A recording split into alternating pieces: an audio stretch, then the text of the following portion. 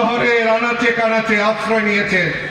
প্রয়োজনের তাগিদে আপনারা বেরিয়ে পড়েন রাস্তায় আর বলেন গণতন্ত্র নেই, গণতন্ত্র নেই। আমি বলবো গণতন্ত্র বহুত হয়েছে, গণতন্ত্র বহুত হয়েছে।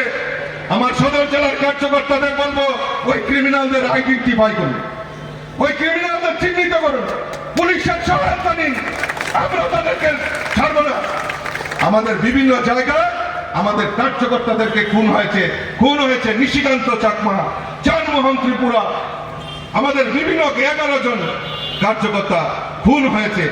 আমরা সেদিন ভুলে যাইনি, কিন্তু আমরা যারা এই ক্রিমিনাল মানুষকে হয়রানি করেছে, চাঁদাবাজি করেছে, ওই নেশার সঙ্গে জড়িত, তারা এখন আগরতলা শহরে এসে তারা এখন ভেগদারি সাজেছে, বিভিন্নভাবে আমাদের সংগঠনকে ক্ষতি করার চেষ্টা করছে।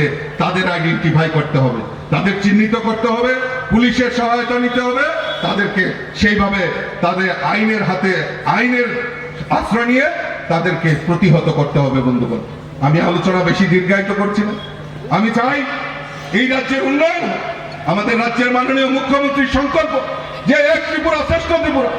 আজকে সেই বাজেটের মধ্যেও আমরা দেখেছি যে আজকে এই উত্তর পূর্বাঞ্চলকে ঢেলে সাজানোর জন্য মোদীজির যে সংকল্প, সেই সংকল্প আজকে সেই বাজেটে আমরা দেখতে পাই। আমাদের রাজ্যের মাননীয় মুখ্যমন্ত্রীর নেতৃত্বে আমাদের মাননীয় মুখ্যমন্ত্রীর যে সংকল্প এক ত্রিপুরা শ্রেষ্ঠ ত্রিপুরা, সেই এক ত্রিপুরা শ্রেষ্ঠ ত্রিপুরা করার লক্ষ্যে আমাদের মাননীয় মুখ্যমন্ত্রীও আমাদের এই রাজ্যের গরিব মেহনতি মানুষ, সমস্ত অংশের মানুষকে, মহিলা পুরুষ সকলকে কাজে নিয়ে, যুবক সকলকে কাঁধে কাঁধ মিলিয়ে আমাদের এই রাজ্যের উন্নয়নের জন্য মাননীয় মুখ্যমন্ত্রী প্রচেষ্টা করছেন।